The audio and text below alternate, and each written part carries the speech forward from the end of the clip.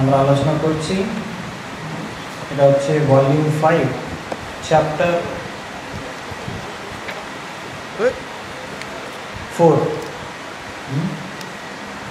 তো প্রভুপাদ, শিলা প্রভুপাদ এখনই আমেরিকাতে আছে, অনেক জায়গা প্রচারের জন্য যাচ্ছে।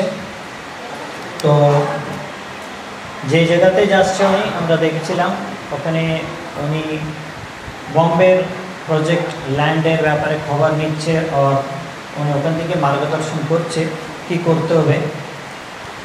তো আর সঙ্গে সঙ্গে উনি বিভিন্ন জায়গাতে গিয়ে প্রচার করছে বিদেশে।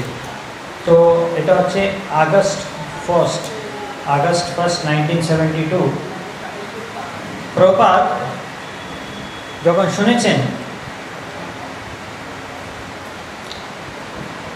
যে সময় লন্ডন গিয়েছেন উনি প্রভুপাদ, ওখানে শুনেছেন কি সুমতি মোরারজি ওখানে আছে, ওখানে আসবেন। তো সঙ্গে সঙ্গে উনি ওনার সাথে দেখা করার জন্য এয়ারপোর্টে গিয়েছেন, কিছু ভক্তকে নিয়ে, শিশুকে নিয়ে গিয়েছেন, আর ওনার সাথে কথা বলেছেন এই হরে কৃষ্ণা ল্যান্ড জুহুতে যে আছে, বম্বে জুহুতে, ওই বিষয়ে কথা বলেছেন। আর উনি একটা ইচ্ছা ব্যক্ত করেছেন কি আমরা ভাবছি কি একটা ট্রাস্টি করব, বোর্ড অফ ট্রাস্টিস, যেখানে ইসকনের বম্বের অনেক লাইফ মেম্বার থাকবে, ওই ট্রাস্টি মেম্বার। আর সুমতি মোরারজিকে উনি রিকোয়েস্ট করেছেন, উনি অ্যাকসেপ্ট করেছেন, অ্যাগ্রি করেছেন কি উনি ওই বোর্ডের প্রেসিডেন্ট হবে, যে রেগুলার ওই মিটিং করবে আর ইসকন মানে বম্বে প্রজেক্টের বিষয়ে। আর প্রত্যেক ট্রাস্টি যে আছে মানে টাকাও দেবে ওই প্রজেক্টের ডেভেলপমেন্টের জন্য, বিভিন্ন বিভিন্ন শাখা ডেভেলপমেন্টের জন্য সবাই ডোনেশন দেবে ও ট্রাস্টির মেম্বার। আর প্রভুপাদ মোরারজিকে, মিসেস মোরারজিকে উনি বলেছেন কি আপনি মন্দিরের জন্য, মানে ওখানে বিভিন্ন রকম হবে, জিনিস হবে ওখানে, মন্দিরের জন্য আপনি দেবেন। আর খান্ডেলওয়াল, মিস্টার খান্ডেলওয়ালকে বলেছেন আপনি লাইব্রেরির জন্য ডোনেশন দেবেন। আর মিস্টার এন কে বলেছেন আর দুটো জিনিসের ডোনেশন, এরকম। কিন্তু বিষয়টা এখনই মিস্টার এন যে ছিল, যে জমি বিক্রি করছেন, উনি এই পর্যন্ত ডিড যে কাগজপত্র দেয়নি। আর এই বিষয় নিয়ে প্রভুপাদের মাতা অনেক, প্রভুপাদ চিন্তিত ছিল। আর উনি ভাবছে কি মিস্টার এন কেন দিচ্ছেন না, আর এই গিরিরাজ যাকে আমি দায়িত্ব দিয়েছিলাম উনি কেন নিচ্ছেন না। যদি ওই 5 লাখ যে ট্যাক্স ছিল গভর্নমেন্টকে দিত, ওটাই যদি বাধা, তাহলে প্রভুপাদ তো অলরেডি বলে দিয়েছে গিরিরাজকে কি আপনি ইসকনের যতই মানে ধনী ডোনার যে লোক আছে ওনার থেকে কোনোভাবে লোন নিয়ে ওটা দিয়ে দেবেন, তাহলে কি অসুবিধা কি। কিন্তু যেরকম গিরিরাজ কথা বলছেন প্রভু ওই সময়, লাগছে কি এটা সম্ভব নেই ওনার পক্ষে। আগস্ট 27 প্রভুপাদ একটা চিঠি লিখেছেন গিরিরাজ প্রভুকে। তাহলে এখনই মানে ওই কাগজপত্র জমির ট্রান্সফার যদি না হয়, তাড়াতাড়ি আপনি এই জিনিস করে দেন আর আমাকে জানিয়ে দেন। আবার গিরিরাজ প্রভু গিয়েছেন মিস্টার এনের কাছে, গিয়ে ভাবছে উনি ভালো করে উনি উত্তর দেবে, কিন্তু এইবার মিস্টার এন আরেকটা সমস্যা জড়িয়ে দিয়েছেন সঙ্গে। আর গিরিরাজকে বলেছেন কি এখনই ইসকন তো চ্যারিটি কমিশনারের পারমিশন পায়নি, তো ইসকন তো একটা পাবলিক চ্যারিটেবল ট্রাস্ট, তো সেই জন্য এই চ্যারিটি কমিশনের পারমিশন দরকার, তখনই ওরা এই সম্পত্তি, এই জমি পাবে।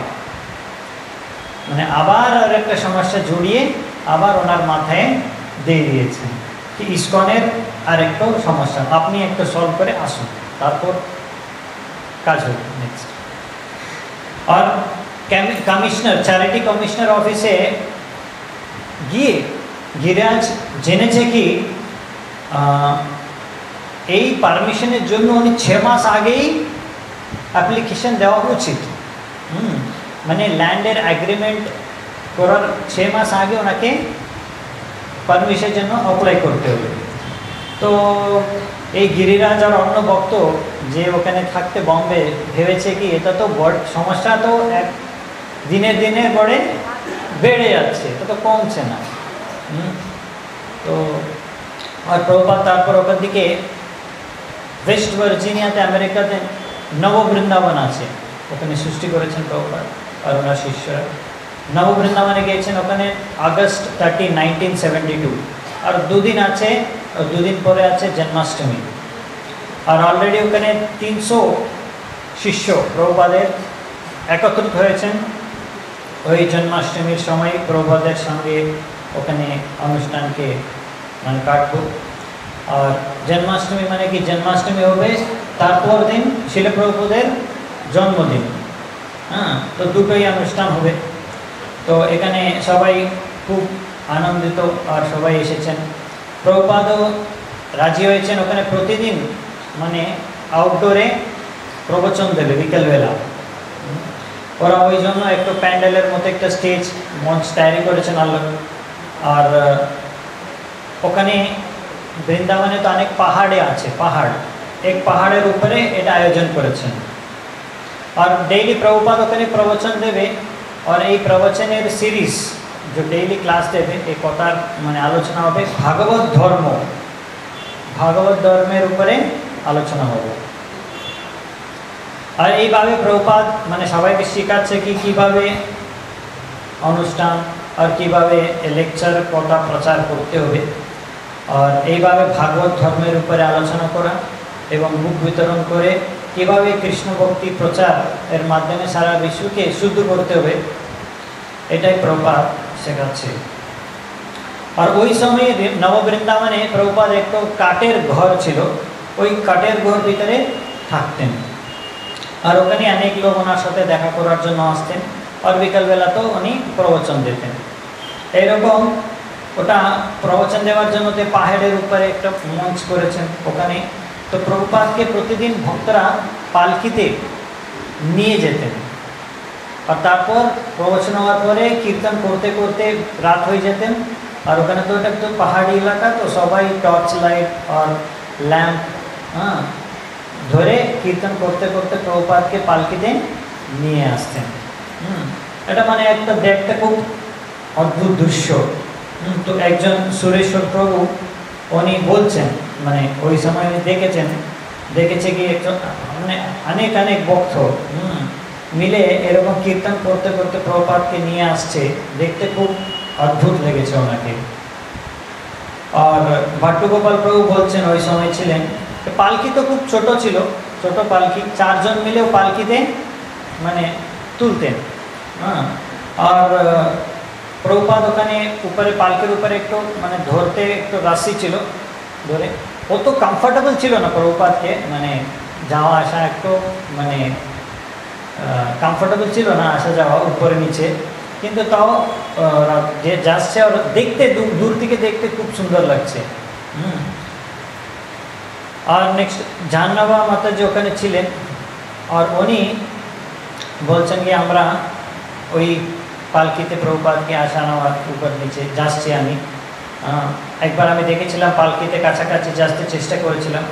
তারপর ভেবেছিলাম কি এরকম প্রভুপাদের কাছাকাছি যাওয়ার চেষ্টা করছি মানে কি আমি অনেক দূর আছি, মানে আমাকে ভক্তি ভিতরে আর এক উন্নতি করতে হবে কি আমি আমার সাধনার মাধ্যমে আর প্রভুপাদের কাছে থাকছি এরকম আমি অনুভূতি করতে পারি। মানে আমি এখনই ওইরকম নেই, আমাকে আর ভক্তি উন্নতভাবে করতে হবে। জন্মাষ্টমীর দিন রাত্রিবেলা প্রভুপাদ মন্দিরে গিয়েছেন। আর ওখানে কৃষ্ণ লীলা পুরুষোত্তম শ্রীকৃষ্ণ বই আছে, ওখান থেকে সবাই পড়ছে। আর প্রভুপাদও শুনছে জন্মলীলা থেকে নিয়ে। তারপর মানে রাত 2 বেজে গেছে। তখন প্রভুপাদ দেখছে কি সব ভক্ত এখনই মানে ঘুম আসছে, সবাইকে অনেক দের থেকে শুনছে। তারপর প্রভুপাদ বলেছেন, আচ্ছা আপনি সবাই ক্লান্ত হয়ে গেছে, ঠিক আছে এখন আমরা শেষ করব, এরকম হাসি শেষ করেছে। আর এই জন্মাষ্টমীর সময়, ওই সময় বম্বে থেকে একটা লেটার এসেছে গিরিরাজ প্রভু থেকে, আর উনি বলে দিয়েছে ওই লেটারে কীভাবে উনি অনেক চেষ্টা করেছেন কিন্তু 5 লাখ টাকা একত্রিত করতে পারেননি। আর সেই জন্য ওখানে গভর্নমেন্টের পারমিশন ওরা পায়নি। আর উনি বলেছেন এই মিস্টার এন যে আছে, উনি বলেছেন কি আমি ভাবছি উনি চ্যারিটি কমিশনারকে কিছু প্রভাবিত করেছেন, উনি আমাকে পারমিশন দিচ্ছেন না। তো প্রভুপাদ দেখেছে কি ওনার কাছে তো একটা পারচেসের এগ্রিমেন্ট কপি ছিল, ওটা আবার এক প্রভুপাদ পড়েছেন, পড়ে দেখেছে কি প্রভুপাদ না, আমার এই এগ্রিমেন্ট হিসাবে তো দেখা যাচ্ছে কি আমার পজিশন খুব স্ট্রং আছে। তো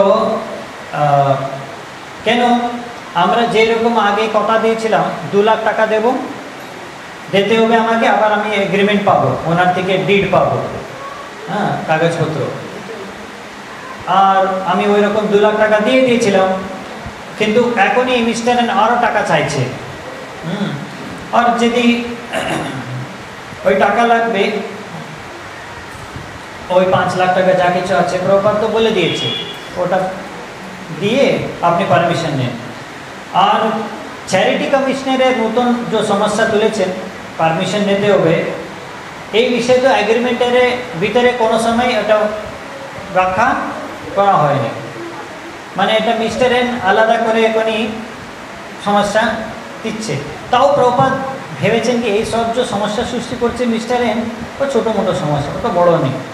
হ্যাঁ, তো প্রভুপাদকে আবার প্রভুপাদ গিরিরাজ প্রভুকে আবার টেলিগ্রাম লিখে দিয়েছে কি যে কোনোভাবে আপনি ব্যাংক থেকে লোন নেবেন আর ওই টাকা 5 লাখ টাকা দিয়ে দেন, ঠিক আছে। আর একটা টেলিগ্রাম পাঠিয়ে দিয়েছে, আর একটা টেলিগ্রাম সঙ্গে সঙ্গে নেক্সট পাঠিয়ে দিচ্ছে কি আপনি বলছেন কি ট্রান্সফার করার অসম্ভব। কেন অসম্ভব? এগ্রিমেন্টের হিসাবে তো সম্ভব হতে হবে, চেষ্টা করুন বলে আবার পাঠিয়েছে। নেক্সট ডে প্রভুপাদের জন্মদিন, আবার উনি পালকিতে ওই পাহাড়ের উপরে গিয়েছেন। ওই দিন ছিল মানে ওখানে ওই সময় সামার, মানে গরম, ওই দিন বেশি গরম ছিল, গরমকাল। আর ওই সময় ওখানে প্রভুপাদ ব্যাসাসনে বসেছেন, লাল রঙের ব্যাসাসন, ওনার পাশে ছিলেন রাধা দামোদর ও জগন্নাথ বিগ্রহ, আর ওনার সাথে অনেক শিষ্য ছিল, আর অনেক বাইরে থেকে গেস্ট এসেছেন অনুষ্ঠানের জন্য, মোটামুটি 1000 লোক টোটাল উপস্থিত ছিল। আর এত বড় ভালো ফেস্টিভ্যাল অনুষ্ঠান হয়েছেন কি সকালে next new York Times news পেপারে ওই আর্টিকেল বেরিয়েছে এই কথা নিয়ে, আর অনেক টেলিভিশনের লোক এসেছেন এইসব রেকর্ড করতে, কভার করতে ইভেন্টকে। তো প্রভুপাদ ওখানে ব্যাখ্যা করেছেন ওই দিন কি বাইরে থেকে যদি এসে কেউ দেখে ও এখানে গুরুকে তো ভগবানের মতো পূজা করা হচ্ছে, মানে কি এই আধ্যাত্মিক গুরু যে আছে উনি কি ভগবান, এরকম ভাবতে পারে, কিন্তু এরকম ভাবতে হবে না।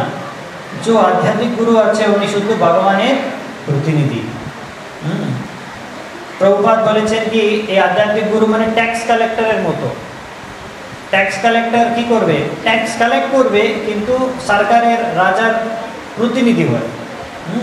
ঠিক এরকম গুরু, তো এরকম সম্মান পাবে গুরু, কিন্তু ওই সম্মান উনি ভগবানের পক্ষ থেকে ওনার প্রতিনিধি হয়ে পাচ্ছে।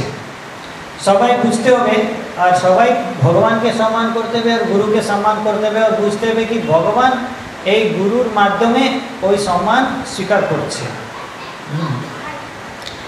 তো প্রভুপাদ এইভাবে লেকচার ওনার প্রবচন শেষ করেছেন।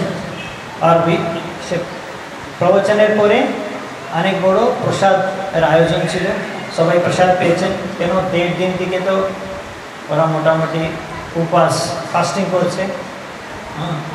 তারপর প্রভুপাদ ওনার ঘরে চলে গেছেন।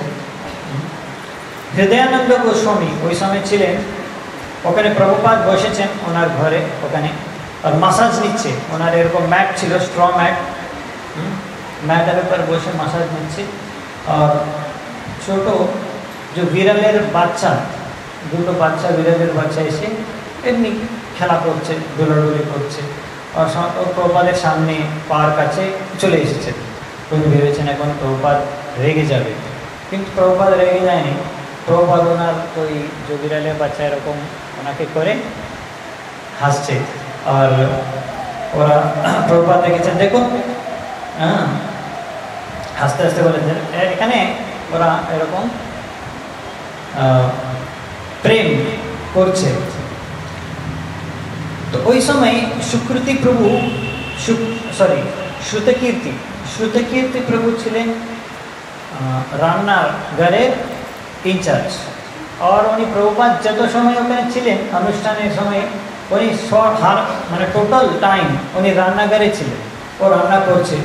উনি প্রভুপাদকে দেখতে চাইছে, প্রভুপাদের সঙ্গে কথা বলতে চাইছে, কিন্তু প্রভুপাদের সাথে ওনার দেখা হচ্ছে না। মানে খুব ইচ্ছা ছিল প্রভুপাদের লেকচার করবো, অ্যাটেন্ড করবো, কিন্তু উনি কিছু প্রোগ্রাম অ্যাটেন্ড করতে পারছে না, শুধু রান্নাঘরে রান্না করছে। পুরো প্রোগ্রাম হয়ে গেছে, এখনই প্রভুপাদ ফিরে ওখান থেকে চলে যাওয়ার সময় হয়ে গেছে, মানে কালকে চলে যাবে প্রভুপাদ। উনি ভিতর থেকে খুব আপসেট ছিল, আমি তো এত সেবা করেছিলাম, কিন্তু আমি প্রভুপাদকে দেখতে পারিনি, আমার সময় পাইনি প্রভুপাদকে দর্শন করতে। মানে রাত্রিবেলা পর্যন্ত উনি রান্নাও করছে। তো কালকে যদি প্রভুপাদ চলে যাবে, তাহলে আজকে দিন, একদিন আগে ওখান যার ইনচার্জ আছে কীর্তানন্দ মহারাজ, উনি শ্রুতকীর্তি প্রভু বলছেন, আমার কাছে এসেছেন, আমার কাছে এসে বলেছেন এরকম, তো আপনি প্রভুপাদের সেবক। জয় শ্রী শ্রী রাধা মাধব কি, জয় শ্রী শ্রী জগন্নাথ বলদেব সুভদ্রা মহারানী কি, জয় শ্রী শ্রী গৌরনিতাই কি, শ্রী প্রভুপাদ কি। তো উনি বলেছেন আপনি হবে এখন থেকে প্রভুপাদের সেবক, সার্ভেন্ট। আমি ভেবেছিলাম, হ্যাঁ, হঠাৎ করে এরকম শুনে আমি মানে বুঝতে পারিনি, এটা ভালো, কিন্তু এরকম হবে কিভাবে করব, আমি সব চিন্তা পড়ে গেছিলাম। তারপর উনি বলেছেন কালকে আপনাকে পিটসবার্গ যেতে হবে প্রভুপাদের সঙ্গে, ওনার সার্ভেন্ট, আপনাকে ওনার সাথে সাথে যেতে হবে পিটসবার্গ। কাল তো প্রভুপাদ বেরিয়ে যাচ্ছে, আপনাকে বেরোতে হবে। উনি ভেবেছে এত সাডেন, মানে হঠাৎ করে এসে এরকম বলছে প্রভুপাদের সঙ্গে আপনাকে যেতে হবে কালকে। তো সকালবেলা যাওয়ার সময় কীর্তানন্দ মহারাজ এই আমাকে নিয়ে, মানে শ্রুতকীর্তি প্রভুকে নিয়ে, আমাকে নিয়ে প্রভুপাদের যেখানে থাকছে ঘরে, ওখানে নিয়ে গেছেন। আর আমার হাত ধরে নিয়ে গেছেন, আর প্রভুপাদকে জানিয়ে দিয়েছে, প্রভুপাদ এই হচ্ছে শ্রুতকীর্তি, এখন থেকে আপনার সেবক হিসাবে সেবা করবে। তো প্রভুপাদ দেখেছে আমাকে, আর আমি প্রণাম করেছিলাম। তারপর কীর্তানন্দ মহারাজ বলেছেন উনি খুব ভালো রান্না করে। তারপর প্রভুপাদ বলেছেন খুব ভালো, তাহলে হ্যাঁ। প্রভুপাদ বলেছেন কিন্তু উনি কোনোদিন আমাকে মাসাজ করেননি। তো মহারাজ বলেছেন কি আমি তো কোনোদিন আগে করিনি। তো প্রভুপাদ বলেছেন ঠিক আছে, তাহলে ওটা শিখে নেবে, ওটা যে কেউ করতে পারে, কোনো অসুবিধা নেই, ওটা খুব সহজ। এইভাবে উনি ওই সময় থেকে প্রভুপাদের সেবক, সার্ভেন্ট হয়ে গেছেন। নেক্সট আছে আরেকজন সত্যনারায়ণ প্রভু। উনি বলেছেন আমি কিছু ভক্ত সঙ্গে ছিলাম, আর আমরা কী করতাম, কিছু ভক্ত নিয়ে একটা পুরনো বাস ছিল, ওই বাসকে নিয়ে রিপেয়ারিং করে প্রিচিং করার জন্য, প্রচার করার জন্য এমনভাবে তৈরি করেছিলাম। ও ভিতরে বিগ্রহ ছিল, রান্না করার সুবিধা ছিল, স্নান টান করার জন্য সুবিধা ছিল, সব সুবিধা ছিল। আর এই বাস নিয়ে অনেক জায়গায় ঘুরে ঘুরে প্রচার করতাম। তো যে সময় প্রভুপাদের সামনে এসেছিলাম, প্রভুপাদ দেখেছে বাইরে থেকে। তারপর প্রভুপাদ উপরে উঠেছেন, আমরা ওনাকে চেরনামুখ দিয়েছিলাম। প্রভুপাদ দেখেছে সব কিছু ভিতরে কী কী আছে। তারপর আমাকে প্রশংসা করে বলেছেন হ্যাঁ এটা এইরকম তো আমার হাজার হাজারো বাস হতে হবে। মানে প্রভুপাদকে খুব ভালো লেগেছে যে এরকম ওরা করছে। নেক্সট আরেকজন ছিল ওখানে সৎস্বরূপ দাস গোস্বামী মহারাজ, যেই বই লিখেছেন প্রভুপাদ লীলামৃত। তো উনি তারপর প্রভুপাদকে দেখা করতে গিয়েছেন। প্রভুপাদ সবাই তো গিয়ে দেখা করছে, প্রভুপাদ যে সময় ছিলেন ওখানে। তো সৎস্বরূপ দাস গোস্বামী ভেবেছেন আমার যত জিজ্ঞাসা ছিল আমি প্রভুপাদকে তো চিঠি লিখতাম, আর চিঠি ভিতরে প্রভুপাদ উত্তর দিয়ে দিতেন। তো ওনার ভিতরে কোনো প্রশ্ন নেই, কোনো সংশয় নেই। কিন্তু উনি দেখছে কি সবাই গিয়ে প্রভুপাদের সাথে দেখা করছে, কথা বলছে, কিন্তু আমি কিছু যাচ্ছেন না, দেখা করছেন না, কথা বলছেন না, মানে কেমন কেমন লাগছে। যাব কি যাব না, কিছু তো কাজ নেই, মানে কোনো প্রশ্ন নেই, কি জিজ্ঞাসা করার কিছু নেই। কিন্তু সবাই দেখতে যাচ্ছে, উনি ভাবছে যাবো যাবো না। তো ফাইনালি উনি একটু দিন ভেবেছে আজকে আমি যাবই। হ্যাঁ, আর গিয়ে বলে দিয়েছে প্রভুপাদকে। প্রভুপাদ যেতেই প্রভুপাদকে ওনার সার্ভেন্ট ভিতরে নিয়ে এসেছেন, প্রণাম করেছেন, বসেছেন সামনে প্রভুপাদের সামনে। তারপর প্রভুপাদকে বলছেন প্রভুপাদ আমার তো কোনো প্রশ্ন নেই, মানে কোনো কাজ নেই, এমনি আপনাকে দেখতে এসেছিলাম, অনেক ইচ্ছা ছিল আপনাকে দেখতে, সেই জন্য এসেছিলাম। তখন প্রভুপাদ বলেছেন ঠিক আছে, আমি তো সব কিছু দিয়ে দিয়েছিলাম, আমার বই ভিতরে সব জিনিস আমাকে আপনাকে তো সংশয় দূর করেছিলাম, তো এত দরকার নেই আপনার আসার, কোনো অসুবিধা নেই। তো এরকম আমাকে দেখতেই হবে, এসে এরকম দেখতেই হবে, ওরকম কোনো ব্যাপার কিছু নেই। যেহেতু আমি ওনার সামনে উপস্থিত ছিলাম, তো প্রভুপাদ আমাকে জিজ্ঞাসা করেছেন আপনি এখন কি করছেন। তো যে সময় প্রভুপাদ এরকম আমাকে প্রশ্ন করেছে, আমি তো ভাবছিলাম কি আমি তো নূতন সন্ন্যাস নিয়েছিলাম, আর এখনই প্রভুপাদের কাছে আমার অ্যাসিস্ট্যান্টকে নিয়ে এসেছিলাম, আর প্রভুপাদ যেমনভাবে দেখছে আমাকে আর জিজ্ঞাসা করেছেন, আমাকে লেগেছে কি প্রভুপাদ বলছে আপনি কিচ্ছু করছেন না। তো আমি বলেছিলাম ওনাকে আপনি যেরকম আমাকে ইনস্ট্রাকশন দিয়েছেন, আদেশ দিয়েছেন, লেটার চিঠি ভিতরে, লেটারের ভিতরে আপনি ইনস্ট্রাকশন দিয়েছেন কি আপনি মন্দিরে মন্দিরে ঘুরতে হবে, আর আপনার যে জোন আছে, এলাকা আছে, যেখানে আপনার দায়িত্ব আছে, সব জায়গাতে মন্দিরে মন্দিরে ঘুরে ওখানে দেখতে হবে কি ওখানে ভক্তরা সবাই শ্রীমদ্ ভাগবতম ডেলি সকালে পড়ছে কি না। তো আমি এটা করছি, আপনার আদেশকে পালন করছি। কিন্তু তারপর আর ওটা লেটার আমি দেখাচ্ছে কোথায় আদেশ আমি পেয়েছিলাম। কিন্তু আমাকে অবাক হয়ে গেছে, আমি ওই সময় প্রভুপাদ আমাকে বলেছেন কি মন্দিরে মন্দিরে ঘুরছে ঠিক আছে, ওর অত গুরুত্বপূর্ণ না। বিষ্ণুজন মহারাজ আছে, উনি যেভাবে প্রচার করছে ঘুরে ঘুরে, মানে ওটা খুব ভালো, আপনি বাসে ওই রকম প্রচার করুন। তখন আমি জিজ্ঞাসা করেছিলাম তাহলে প্রভুপাদ আপনি আগে যে ইনস্ট্রাকশন আমাকে দিয়েছেন কি মন্দিরে ঘুরে ঘুরে এরকম করতে, তাহলে ওটা কি গুরুত্বপূর্ণ নির্দেশ ছিল না? এরকম এখনই যে বলছে ওটা গুরুত্বপূর্ণ নির্দেশ কি? তো প্রভুপাদ বলেছেন সব কিছু গুরুত্বপূর্ণ, এরকম না কিছু একটা গুরুত্বপূর্ণ আছে একটা গুরুত্বপূর্ণ নেই, এরকম নেই। যেরকম কৃষ্ণের মাথা আছে, হেড, হাত, পা, সব কিছু গুরুত্বপূর্ণ, এরকম নাকি কিছু গুরুত্বপূর্ণ নেই। তো এইভাবে প্রভুপাদ বৃন্দাবনে, নববৃন্দাবনে ছিলেন, আমেরিকাতে নববৃন্দাবনে। তাও ওনার মাথায় চিন্তা ছিল বোম্বের জমি নিয়ে কি হচ্ছে কি হয়েছে। তো প্রভুপাদ তো জিবিসি সেক্রেটারিকে অ্যাপয়েন্ট করেছেন বিশ্ববিদ্যালয় অনেক সেন্টারকে দেখাশোনা করার জন্য, কিন্তু ভারতের বিষয়ে উনি নিজে দেখাশোনা করছেন। যেই জায়গাতে যাক ওনার একটা মাথায় একটা চিন্তা হর সময় ভারতে যে ওনার প্রজেক্ট আছে ইন্ডিয়াতে, ওই উপরে ওনার মন হর সময় আছে। তো এইভাবে প্রভুপাদ গিরিরাজকে তো টেলিগ্রাম লিখেছেন, তারপর বুঝেছে বম্বেতে অনেক রকম সমস্যা উনি ফেস করছে। আর প্রভুপাদ তো এখানে যে জায়গাতে হোক ঘুরছে, প্রভুপাদ প্রতিদিন সকালে ওনার যেরকম রুটিন আছে, মাসাজ নেবে, তারপর স্নান করবে, তিলক লাগাবে, গায়ত্রী করবে, প্রসাদ নেবে, 1 ঘন্টা রেস্ট নেবে, তারপর বিকালবেলা আবার প্রবচন প্রচার কার্য সব কিছু করবে। মন্দিরে যে আসুক ওখানে জেনারা মানব কীর্তন করবে আর প্রবচন দেবে, ডেইলি চলছে।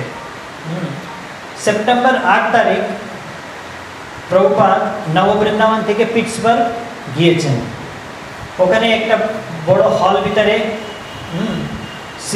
সিরিয়া মস্ক ছিল ওটা, ওখানে আয়োজিত করেছেন, ওখানে অ্যাটেন্ড করেছেন প্রোগ্রাম। আর ওখানে একটা ক্যাথলিক বিশপ, মানে একরকম ফাদার, খ্রিস্টানের বিশপ, ওনার সাথে কথা হয়েছেন, ওনার বার্তালাপ হয়েছে।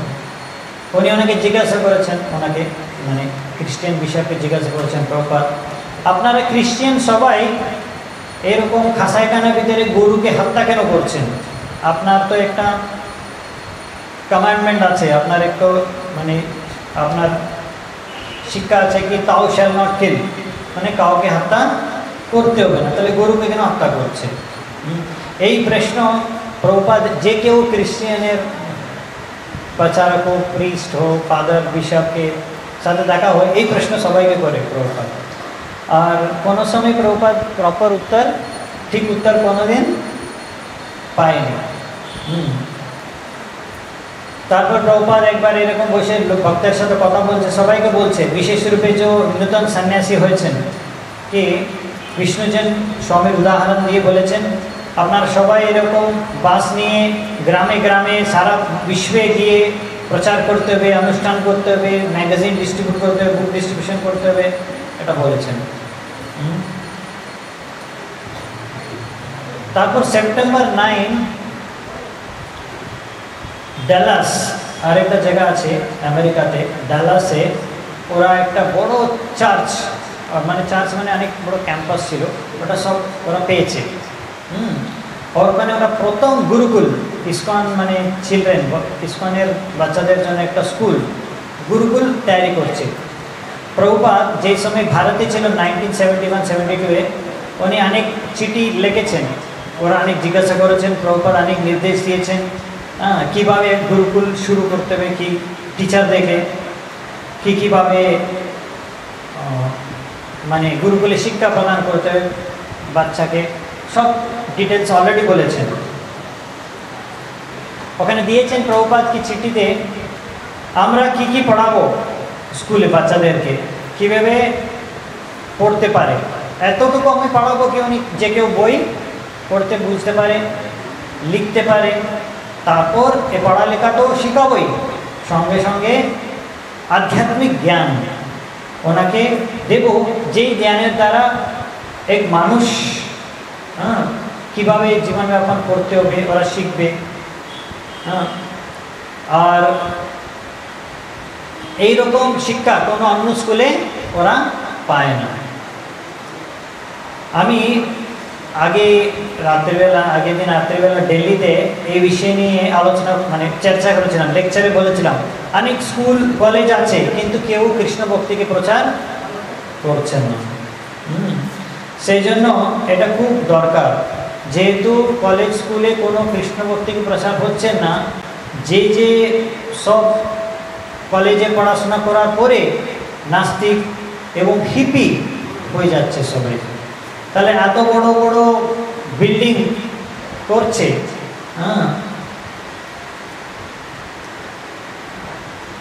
কিন্তু এইরকম হিপি যদি হয়ে যায় সবাই সন্তান, তাহলে ওটা কি দেখাশোনা করবে, দেখাশোনা করতে পারে। আগের সিস্টেম ছিল গুরুকুল, যেখানে লোক শিক্ষা পায়, অনেক উন্নত মানুষ উন্নত স্থানে পৌঁছাতে পারতেন, আর সমাজে খুব দায়িত্বপূর্ণ লোক মানে ব্যক্তিরূপে পরিবর্তন হতেন, কিন্তু এখনই ওই রকম নেই।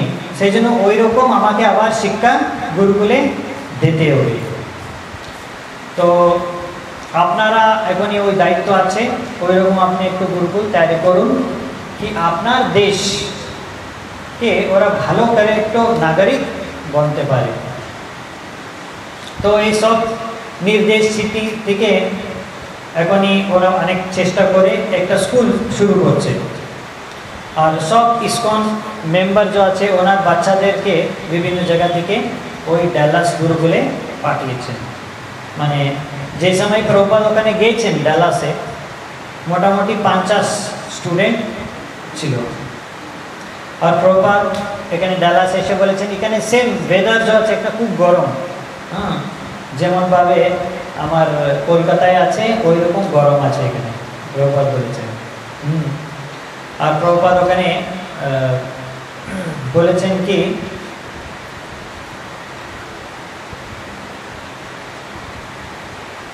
আমরা ছোটবেলা থেকে দেখেছিলাম এক টিচার 50 স্টুডেন্টকে শিক্ষা দিতেন, মানে এক ক্লাসে টিচার বসতেন, 50 স্টুডেন্ট বসতেন, তারপর এক এক স্টুডেন্ট টিচারকে কাছে আসতেন আর টিচার ওনাকে কিছু বলতেন, শিখে দিতেন আর কিছু করার জন্য বলে যেতেন, তারপর উনি বসে ওই কাজ টিচার যে বলেছেন ওটা কাজ করতেন। এরকম হতো, প্রভুপাদ ওনার নিজের এক্সপিরিয়েন্স থেকে বলেছেন। তো গুরুকুল টিচারের একটা বড় সমস্যা ছিল, এটা কি ওরা বাচ্চাদেরকে ডিসিপ্লিন করতে পারছেন না। মানে প্রভুপাদ বলেছেন ওনাকে বাচ্চাদেরকে মারতে হবে না, তো ওরা ভাবছে তাহলে কীভাবে বাচ্চাদেরকে ডিসিপ্লিন করে আমি রাখতে পারবো। তো প্রভুপাদ বলেছেন দেখুন আপনাকে লাঠি দিয়ে মারতে হবে না, কিন্তু আপনাকে একটু সিরিয়াস রাখতে হবে, মানে বলতে হবে যে কিছু সিরিয়াসলি বলতে হবে, কিন্তু ভয় দেখাতে হবে বাচ্চাদেরকে, কিন্তু মারতে হবে না। হ্যাঁ, তারপর দিন প্রভুপাদ নিজে ক্লাসে গিয়েছেন, ক্লাসে গিয়ে যেখানে বসতে হবে টিচার ওখানে বসে, তারপর ওখানে বলেছেন এমনি হাসি মজাক করেছে, দু হাতে যে স্টিক আছে না ব্ল্যাকবোর্ডকে দেখায়, দু হাতে 2 স্টিক নিয়ে, ঠিক আছে আমি একটা স্টিক নিয়ে মাথাতে মারবো আর একটা স্টিক নিয়ে হাতে মারবো, কে কে আমার হাতে মার খেতে চাই আপনি আসুন, সামনে আসুন, এগিয়ে আসুন। তো সবাই এগিয়ে চলে এসে মানে প্রভুপাদ হাতে মার খাওয়ার জন্য। তো এইভাবে তারপর প্রভুপাদ নিজে কীভাবে শেখাতে হবে বাচ্চাকে, প্রভুপাদ বলেছেন একজনকে ডেকেছেন, দ্বারকাধীশ এক বাচ্চা এসেছেন, তো প্রভুপাদ ওনার হাত ধরে সংস্কৃতের প্রথম অক্ষরকে লিখিয়ে এভাবে শেখাতে হবে বাচ্চাকে, এরকম প্রভুপাদ শিখিয়েছেন। আর যে সময় ডালাসে ছিলেন আবার বম্বের একটা খবর প্রভুপাদ একটা পেয়েছে, রিসেন্টলি একটা ভক্ত মানে বম্বে থেকে এখানে এসেছেন, এসে প্রভুপাদকে একটা কথা বলেছেন কি আমি গিরিরাজ প্রভুর সাথে কথা বলেছিলাম, গিরিরাজ প্রভু বলছেন কি ওই বম্বে সেন্টারের প্রেসিডেন্টের পদ থেকে উনি রিজাইন করে দেবে। ওনার এরকম উনি এরকম ভাবছে কেন, উনি এই মিস্টার এন লয়ার গভর্নমেন্ট এই সবার সাথে উনি আর মানে পাচ্ছেন না, হ্যাঁ এত ওরা মানে হ্যারাস করছে ওনাকে, আর উনি সহন করতে পারছেন না, উনি ভাবছে কি আমি অযোগ্য, আমি যেরকম প্রভুপাদ বলছে ওরকম করতে পারছেন না, তাহলে আমি রিজাইন করে দেব। এটা প্রভুপাদ শুনে আবার ওনার একটু চিন্তা বেড়ে গেছে জুম প্রজেক্টকে নিয়ে। উনি ভাবছে কার সাথে আমি আলোচনা করবো, এখানে তো এই জায়গাতে তো কেউ জানেন না বম্বেতে কি কি হচ্ছে। হ্যাঁ, তো ওই রাত্রিবেলা খুব গরম ছিল, ওখানে বাতাবরণও খুব গরম ছিল, প্রভুপাদকে ঘুম আসছে না, তো আর এত গরম ছিল প্রভুপাদ লিখতে অনুবাদ করতেছে ভাগবতম কিন্তু করতে পারছেন না। তো সারাদিন উনি ওনার সেক্রেটারির সাথে এই বম্বের কথা নিয়ে আলোচনা করছে সারা রাত্রি, ভোরবেলা হয়ে গেছে, হ্যাঁ কিন্তু প্রভুপাদ এখনই ওনার এই বিষয়ে আলোচনা করেছেন। তারপর উনি একটা চিঠি লিখেছেন, সারা রাত আলোচনা করে ওনার সেক্রেটারির সাথে চিঠি লিখেছেন, ঠিক আছে আপনি এই যত টাকা হোক সেটেলমেন্ট করে দেন, ওনাকে বলুন আমরা 15,000 টাকা এখনই দিতে পারবেন, আর আপনি এই প্রেসিডেন্ট পদকে ত্যাগ করবেন না, আমি আসার পর্যন্ত আপনি ত্যাগ করবেন না, এরকম কিছু নির্দেশ চিঠি এদিকে পাঠিয়ে দিয়েছেন। আর ওই সময় ডালাসে নূতন বিগ্রহ এসেছেন, ওকে নিউ ইয়র্ক থেকে কোরিয়ারে রাধাকৃষ্ণ বিগ্রহ এসছে। তো প্রভুপাদ এই বিগ্রহ ডালাস গুরুকুলের জন্য মানে এনেছেন, ভারত থেকে এসেছেন আর শিপে। তো ভগবান শ্রীকৃষ্ণ এই বিগ্রহ খুব বড় ছিল, মানে অন্য মন্দির থেকে এই বিগ্রহ একটু বড় ছিল। আর এই বিগ্রহ অনেক পুরানো, অনেক বছর পুরানোর বিগ্রহের অনুসারে ওটা বিগ্রহকে তৈরি করা হয়েছে। এখানে যে ডালাসে যে ভক্ত ছিল ওরা তো রেডি ছিল না, এখন এই বিগ্রহকে এখানে প্রতিষ্ঠা হবে মানে ওরা জানেন না, আর এখানে ওনার জন্য একটা হঠাৎ করে একটা ঘটনা হচ্ছে। কিন্তু প্রভুপাদ বলেছেন 2 দিনের পর, হরে কৃষ্ণ হরে কৃষ্ণ,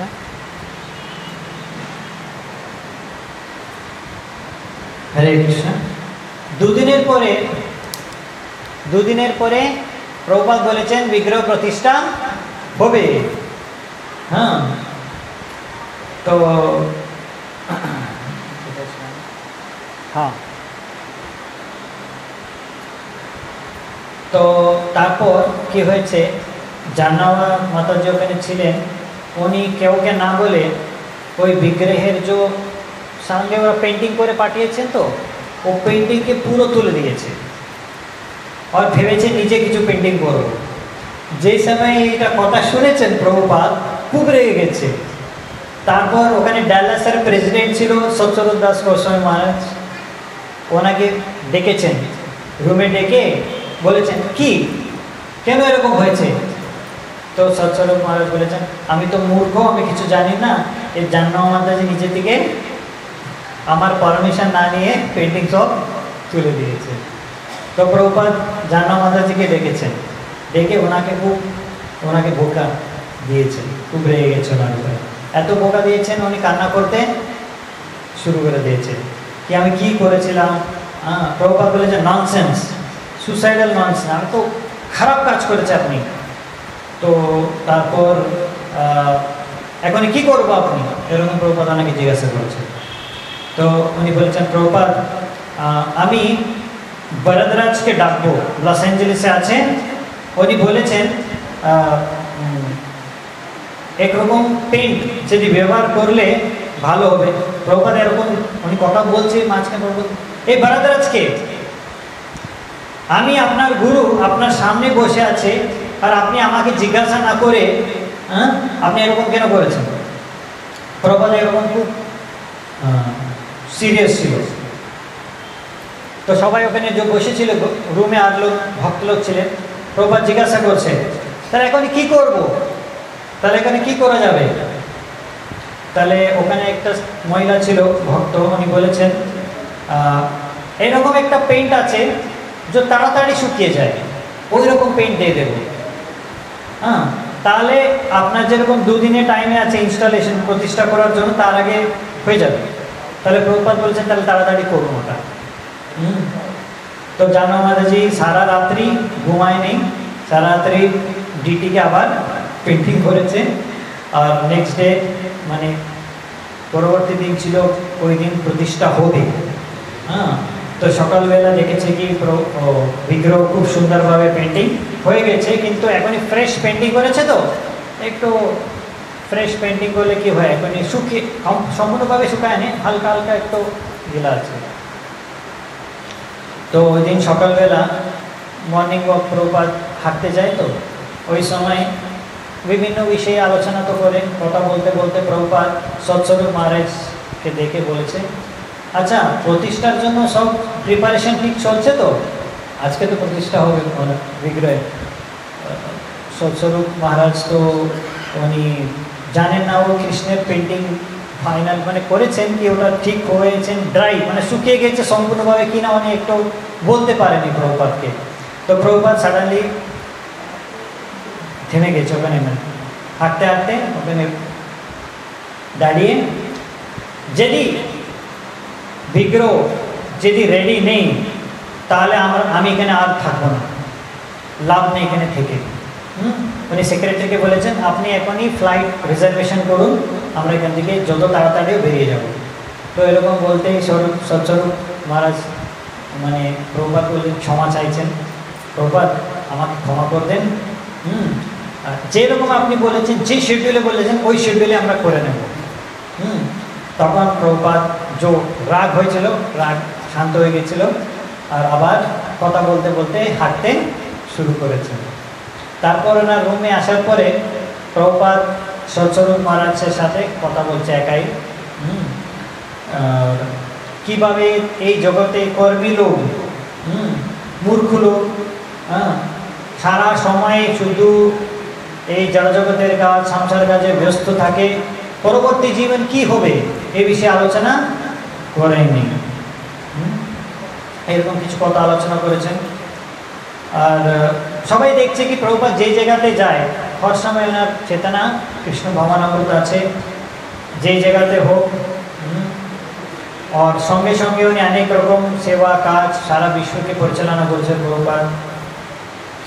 আর এখনই কেউ ভক্তকে বোকা দিচ্ছে, কেউ ভক্তকে বম্বেতে ওনাকে নির্দেশ দিচ্ছে, এখানে প্রবচন দিচ্ছে, তো এরকম অনেক একসাথে প্রভুপাদ করছে অনেক জিনিস।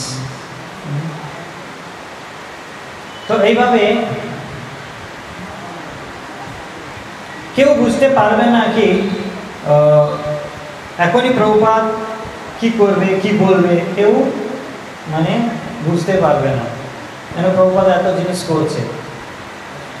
এরকম সৎস্বরূপ মহারাজ সঙ্গে বসেছিলেন, ওই সময় প্রভুপাদ ভাগবতম ক্লাসের সকালে যে গৃহেষু গৃহমেদিরাম বিষয়ে আলোচনা করছে, তারপর ওনাকে বলেছেন, আবার জিজ্ঞাসা করেছেন, তো বিগ্রহ কেমন আছে? তো সৎস্বরূপ মহারাজ বলেছেন, এখনই সব শুকিয়ে গেছে। তো প্রভুপাদ তারপর ওখান থেকে যেই ঘরে বিগ্রহ ছিলেন ওই ঘরে গিয়েছেন, যেখানে জানো মাতাজি দেখেছে কি সব ঠিক আছে।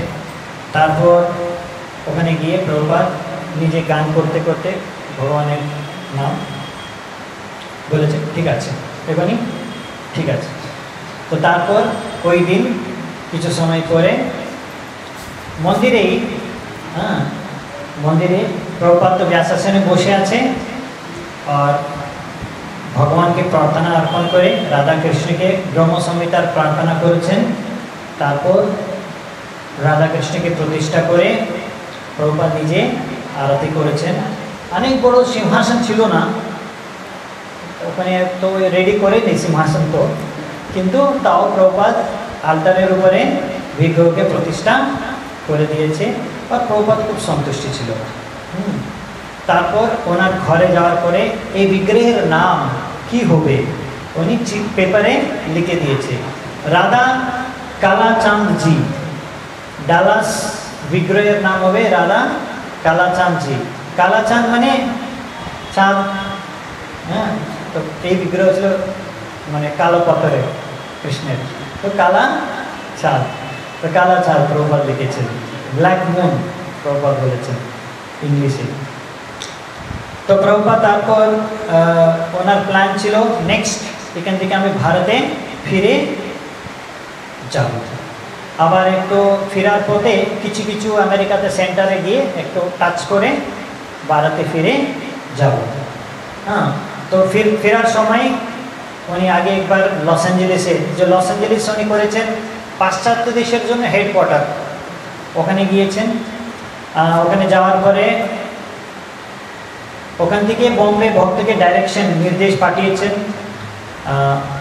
ওই নির্দেশ ভিতরে কিন্তু বলেছেন, লস অ্যাঞ্জেলেস থেকে চিঠি পাঠিয়েছেন কি এই যে জমি, সবাই ভাবছে এখানে খুব ঝামেলা, এই জমি নিয়ে খুব ঝামেলা হচ্ছে, অনেক সমস্যা, তো এত সমস্যাকে মানে সমস্যাকে কে দরকার কি নেওয়া। তো প্রভুপাদ বলছেন কি আমি তো খুবই আগ্রহী, জানতে চাই কি হয়েছে, কি ট্রান্সফার হয়েছে কি না ও জমি, আমাকে তাড়াতাড়ি ট্রান্সফার হওয়ার পরে কপিকে সেন্ড করুন। এটা আমি যখন পাবো কি জমি আমার ইসকনে ট্রান্সফার হয়ে গেছে, তখন আমি এই টেনশন থেকে মুক্ত হয়ে যাব। আর যে মুহূর্তে আপনার এই ট্রান্সফার হয়ে যাবে সঙ্গে সঙ্গে কনস্ট্রাকশনের কাজ শুরু করে দেবেন। আমি ভারতে আসছি অক্টোবর মাসে আমি ভারতে ফিরব। আর আমি দেখতে চাই বম্বে, মায়াপুর, বৃন্দাবন এই সব জায়গাতে মানে মন্দিরের কাজ শুরু হয়ে গেছে। আর এই বম্বে প্রজেক্ট আমার জন্য খুবই গুরুত্বপূর্ণ প্রজেক্ট, সারা বিশ্বে এটা সবচেয়ে গুরুত্বপূর্ণ প্রজেক্ট আমার। তো সেই জন্য আমি দেখতে চাই কি বম্বেতে ভালো করে এই মন্দিরের নির্মাণ কার্য করতে হবে। তারপর প্রভুপাদ সেক্রেটারি এসে প্রভুপাদকে একটা অ্যাডভার্টাইজমেন্ট দেখিয়েছেন। এয়ার ইন্ডিয়াতে ওর অ্যাডভার্টাইজমেন্ট করছে বৃন্দাবন কৃষ্ণ আর বৃন্দাবনে কৃষ্ণ, এই থিমকে নিয়ে অ্যাডভার্টাইজমেন্ট করছে। তো প্রভুপাদ দেখে খুব খুশি হয়েছে, আচ্ছা ভালো, এয়ার ইন্ডিয়া এরকম ওরা প্রচার করছে, মানে সব বিদেশ থেকে লোক আসবে বৃন্দাবনে কৃষ্ণকে দেখতে। তাহলে আমরা যদি এরকম ভারতে বৃন্দাবনে সব জায়গাতে মন্দির করব, তাহলে অনেক বিদেশিরা এখানে আসবে, দর্শন করবে, আর আমার বৈদিক সংস্কৃতি সভ্যতার শিক্ষা গ্রহণ করবে। এরকম প্রভুপাদ ভেবে খুশি হয়েছিল। তো যে জায়গাতে থাক প্রভুপাদ ঘুরছে, প্রথম সকালে উঠতেই প্রথম প্রভুপাদের জিজ্ঞাসা ছিল কি কোনো বম্বে থেকে কোনো লেটার চিঠি এসেছে কি। প্রভুপাদ ফার্স্ট ওটাই খবর জানতে চাইছে। হ্যাঁ, তো অক্টোবর মাসে গিরিরাজ মহারাজ একটু লেটার চিঠি পাঠিয়েছেন প্রভুপাদকে, আর ওখানে বলেছেন ও চিঠিতে, এই প্রকৃতিকে তো আমি কন্ট্রোল করতে পারছেন না, সব কিছু খুব স্লো চলছে কাজ এখানে। মিসেস মোরারজি হোক, মিস্টার মুনিম হোক যে ব্যাংকের লোক, আর মিস্টার এন, সবাই বলছে কি আমরা কাজ করছি, কিন্তু কাজ খুব স্লো চলছে। আর আমি যতই ওনার পিছনে পড়ে বারবার জিজ্ঞাসা করছি কি এটা খুব আর্জেন্ট, আমার গুরু মহারাজ এটা এই বিষয় নিয়ে খুব চিন্তিত, হ্যাঁ, কিন্তু ওরা তো এরকম জবাব দিচ্ছে, হ্যাঁ হচ্ছে এরকম, কিন্তু কিছু হচ্ছে না কাজ, মানে বুঝতে পারছে না কি করব। তো প্রভুপাদ বুঝে গেছে কি কাজ কোনো এগোই নেই, ওই রকম আছে, যেখানে আছে ওখানে আছে। হ্যাঁ, তো তারপর গিরিরাজ প্রভু মহারাজ মানে বলে দিয়েছে প্রভুপাদকে, প্রভুপাদ আমি এখনই পদ থেকে রাজিনামা রিজাইন করবো না। তারপর প্রভুপাদ দেখেছে কি উনি বুঝে গেছে কি গিরিরাজ প্রভু ওই সময় এখনই গিরিরাজ মহারাজ ও তো মানে সাপোর্ট পাচ্ছেন না, ওনার কিছু সাপোর্ট লাগবে, উনি একাই এত জিনিস মানে ম্যানেজ করতে পারছেন, এত লোককে ডিল করতে পারছেন না, ওনার একটা হেল্প লাগবে। তো তারপর প্রভুপাদ কমল কৃষ্ণ গোস্বামী আর ভাবানন্দ প্রভু দুইজন ছিলেন বৃন্দাবনে, ওনাকে ওনার চিঠি লিখেছেন, হ্যাঁ আপনি তাড়াতাড়ি বম্বেতে গিয়ে ওখানে কাজ আটকে গেছে, ওটাকে আপনি তাড়াতাড়ি ও ল্যান্ড ট্রান্সফার করে দেন। আর বিশেষ রূপে তামাল কৃষ্ণ মহারাজকে উনি বলেছেন কি আপনার আগে তো ওনার জিবিসি দায়িত্ব ছিল ভারতের জন্য, কিন্তু যে সময় উনি সন্ন্যাস নিয়েছেন ওনাকে দায়িত্ব থেকে মুক্ত করেছেন। তো আবার তাহলে যে সময় এরকম গিরিরাজ মহারাজ সমস্যায় পড়ে গেছে, উনি ম্যানেজ করতে পারছেন না, তখন প্রভুপাদকে জিজ্ঞাসা করে তামাল কৃষ্ণ মহারাজ বলেছেন, প্রভুপাদ তাহলে আপনাকে আবার আমাকে নিযুক্ত করতে হবে এখানে দায়িত্বে। তো প্রভুপাদ বলেছেন ঠিক আছে আপনি দায়িত্ব নেন আর এখনই গিয়ে করুন। আর বিশেষ রূপে উনি বলেছেন আর গিরিরাজকে লিখেছেন কি আপনাকে হেল্প করার জন্য কিছু ভক্তরা আমি পাঠাচ্ছি, ওরা আসবে, আর আপনি বোর্ড অফ ট্রাস্টি বোর্ড বানানো বলেছিলাম কথা, ওটা আপনি শুরু করুন।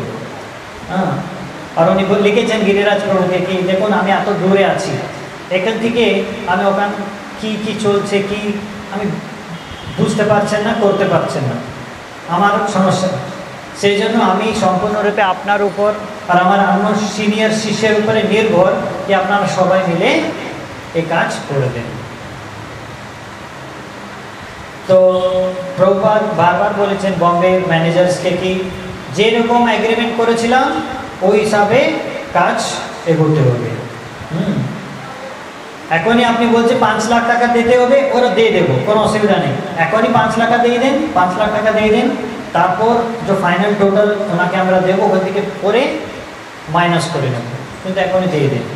হ্যাঁ, আর কিছু পরিবর্তন করবেন না, যেরকম মিস্টার এনের আগে এগ্রিমেন্ট করেছিলাম ওই রকম করতে হবে। প্রভুপাদের একটা চিন্তার বিষয় ছিল, ওনার যে লয়ার ছিল এই জু ল্যান্ডের কেসে, একটা লয়ারকে প্রভুপাদ নিযুক্ত করেছেন, মিস্টার ডি, ওনার নাম লিখে নেই, ডি লিখেছেন। তো 2 সপ্তাহ আগে প্রভুপাদ ওনাকে একটা চিঠি লিখেছেন, মিস্টার এনকে একটা চিঠি লিখেছেন, দুইজনকে চিঠি লিখেছেন, কেন কাজ মানে দেরি করে হচ্ছে না কেন কাজ তাড়াতাড়ি ট্রান্সফার। দুইজন থেকে উনি কিছু উত্তর পায়নি। তখন প্রভুপাদ কি করেছেন, বম্বেতে ওনার আর একটা ফ্রেন্ড ছিল লয়ার, ওনাকে প্রভুপাদ চিঠি লিখে বলেছেন, আমি বুঝতে পারছি না মিস্টার ডি থেকে আমার কিছু উত্তর পাচ্ছেন না, আপনি একটু জিজ্ঞাসা করে আমাকে জানান কি হচ্ছে ওখানে, কি সমস্যা কি ওখানে, কেন উনি আমাকে জবাব মানে উত্তর দিচ্ছে না, রিপ্লাই। তো উনি জিজ্ঞাসা করে প্রভুপাদকে পাঠিয়েছেন চিঠি। মিস্টার ডি বলেছেন এখনই উনি আপনার কেস হ্যান্ডেল করছেন না, ছেড়ে দিয়েছে আপনার এই কেস, এখনই আপনি ওনার কাস্টমার ক্লায়েন্ট নেই। আর প্রভুপাদ 2 দিন পরে ওনার থেকে মিস্টার ডি থেকে চিঠি সেম জিনিস পেয়ে গেছে কি আমি এখনই, আপনি আমার ক্লায়েন্ট নেই, আমি অলরেডি আপনার কেস ছেড়ে দিয়েছি। তখন প্রভুপাদ বুঝে গেছে কি এই সব মিস্টার এন আগে থেকেই মিস্টার ডি সঙ্গে যুক্ত ছিল, আমার লয়ার যে আছে ওই মিস্টার এন এর সাথে অলরেডি যুক্ত ছিল, আর আগে থেকেই সব প্ল্যানিং করে রেখেছেন কিভাবে আমাকে চিট করব, আগে থেকে এরা মিস্টার এন প্ল্যান করে রেখেছেন। ওর বুঝে গেছে প্রভুপাদ তাহলে তো আমাকে এই যদি জমি হাসিল করতে হবে, হ্যাঁ, আর এই যে চিটিং করছে মিস্টার এন ওনার থেকে বাঁচতে হবে, তাহলে মানে ওনার সাথে যুদ্ধ, কোর্ট কেস করে যুদ্ধ শুরু করতে হবে। জয় শ্রী শ্রী রামাধব কি জয়, জয় শ্রী জগন্নাথ বলদেব সুভদ্রা মহারানী কি জয়, জয় শ্রী গৌরীদায় কি জয়, জয় শ্রী প্রভুপাদ কি জয়।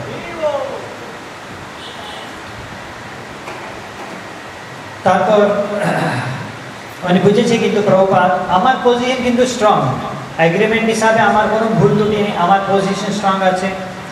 তো লস অ্যাঞ্জেলিস থেকে বেরোনোর আগে প্রভুপাদ এই সেভাবে উনি গিরিরাজকে একটা চিঠি লিখেছেন কি আপনি নিউজ পেপারে একটা নোটিশ ছাপিয়ে দেন কি মিস্টার এন और ইসকনের মধ্যে একটা কন্ট্রাক্ট এগ্রিমেন্ট এই জমি ব্যাপারে সাইন অলরেডি হয়ে গেছে, এরকম আপনি ছাপিয়ে দেন নিউজ পেপারে।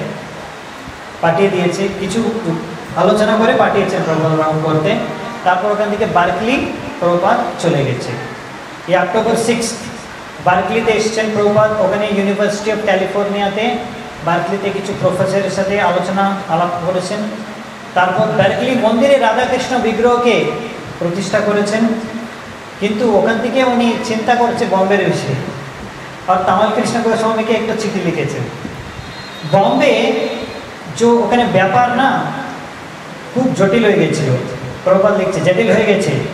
মিস্টার এন আর মিস্টার ডি দুইজন মিলে এই গিরিরাজ প্রভুকে অনেক সমস্যায় মানে ঢুকিয়ে দিয়েছে।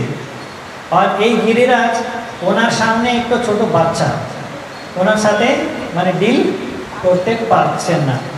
সেই জন্য আপনি যাবেন, ওখানে গিয়ে টাকা তো পেমেন্ট করতে হবে, যা কিছু টাকা পেমেন্ট করবেন মিস্টার এনের হাতে দেবেন না, কোর্টে রেজিস্টার অফিসে গিয়ে ওখানে দেবেন আর সেটেল করবেন। যে দরকার আমরা কোর্টে যাব, সিভিক হোক ক্রিমিনাল হোক, যে কেউ কেস করতে হবে কেস করে, যা কিছু ফাইট করতে হবে ফাইট করে মিস্টার এনের এগেনস্ট কাজ শুরু করতেই হবে, আপনি গিয়ে শুরু করে দেবেন। আর প্রভুপাদ ভেবেছেন আরেকজন কারণদর, উনি এই বিষয়ে এক্সপার্ট, তো ওনাকে বলেছেন আপনি চলে যান বম্বেতে এই বিষয়ে হেল্প করার জন্য। তারপর শ্যামসুন্দর প্রভুকে বলেছেন আপনি চলে যান। শ্যামসুন্দর প্রভু বলেছেন আমি তো লন্ডনে আছি, এখানে জর্জ হ্যারিসন একটা স্টেট ওনার দিচ্ছে ডোনেশন, এটা কাজ চলছে। তো প্রভুপাদ বলেছেন ঠিক আছে, ওই কাজ শেষ করে তারপর আপনি বম্বে চলে যান, ওখানে এখনই আমাকে এই মিস্টার এনের সাথে ঝগড়া করতে হবে। তো আপনি ওখানে চলে যান, না হলে উনি চিটিং করে দেবে, আমাকে চিট করবে জমি। তো তারপর প্রভুপাদ এখনই ভারতে ফেরার আগের পথে লাস্ট হাওয়াইতে গিয়েছেন। হাওয়াইতে গিয়ে অক্টোবর 11 তারিখ ওখানে একটু মানিলা এক জায়গাতে শিষ্যরা একটা প্রোগ্রাম অ্যারেঞ্জ করেছেন ওনার জন্য মন্দিরে, তারপর হোটেল ইন্টারকন্টিনেন্টালে সব প্রোগ্রাম করেছেন। আর ওই মানিলা থেকে আবার প্রভুপাদ জুহু ব্যাপারে আলোচনা করে ভেবেছেন কি আমার কেস স্ট্রং আছে, আমরা কেস করলে কোর্টে আমরা 100% উনি শিওর ছিল কি আমরা বিজয়ী সাকসেস হয়ে যাব। তো উনি গিরিরাজকে আবার একটা লেটার লিখেছে কি আমার যদি কেস করলে আমার কি কি পয়েন্ট, আমার স্ট্রং পয়েন্ট আছে, যে হিসাবে আমাকে কেস ফাইট করতে হবে। 8টা পয়েন্ট প্রভুপাদ লিখে গিরিরাজ মহারাজকে বম্বেতে পাঠিয়েছেন ওখানে। তো ফার্স্ট পয়েন্ট ছিল উনি বলেছেন we have fulfilled all the conditions of পারচেসার। আমার যে কন্ডিশন ছিল সব কন্ডিশন আমি মানে কেনার জন্য, জমি পারচেস করার জন্য স্যাটিসফাই করেছিলাম। মিস্টার এন উদ্দেশ্যপূর্বক উনি আমাকে প্রতারণা করার জন্য উনি এরও কিছু কিছু কাজও করছে, কিন্তু এইবার আমরা ওনার দ্বারা চিট হব না। আর এই জমি এখনই আমার আধীনে আছে, এখানে অলরেডি আমার বিগ্রহ, রাধাকৃষ্ণ বিগ্রহ ওখানে প্রতিষ্ঠা করা আছে। আমরা এখনই ওখানে জমিতেই পজিশনে আছি, আমরা জমি পজিশন আছে, আমি ওখানে থাকছি। সেই জন্য সঙ্গে সঙ্গে আপনি কোর্টে যান আর ওখানে কেস করুন কি ওনাকে তাড়াতাড়ি জমি ট্রান্সফার করার জন্য। যদি কোর্ট কেস তো তাড়াতাড়ি হয় না, লম্বা যদি চলুক, যতদিন কোর্ট কেস চলবে কোনো অসুবিধা নেই, আমার কাজ ওখানে জমিতে কেউ আটকাতে পারবে না। আর কোর্টকে না গিয়ে ওনার সাথে কোনো কম্প্রোমাইজ আপনি করবেন না। আমি ভাবছি যদি দরকার পড়ে আমরা 14 লাখ দিয়ে সেটেলমেন্ট ওয়ান টাইম সেটেলমেন্ট করে দেবো ওনাকে, কিন্তু যদি ওরা ট্রান্সফার করছেন না তাহলে কোর্ট তো যেতেই হবে।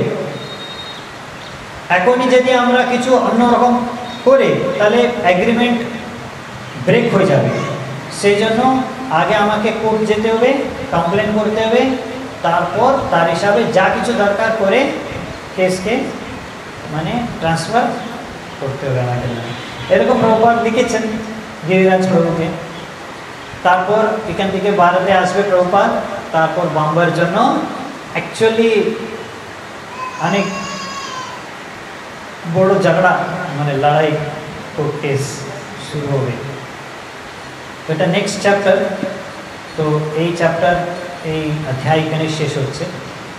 নেক্সট অধ্যায় আমরা পরবর্তী ক্লাসে শুরু করব। তাহলে এখানে রাখছি আমি। শিল প্রভুপাদ লীলামৃত। शिल प्रभुपाद की, शिल प्रभुपाद लीलामृत की, समवेत भक्तवृंद की, दाई गुरु सीतानाथ प्रेमानंदे।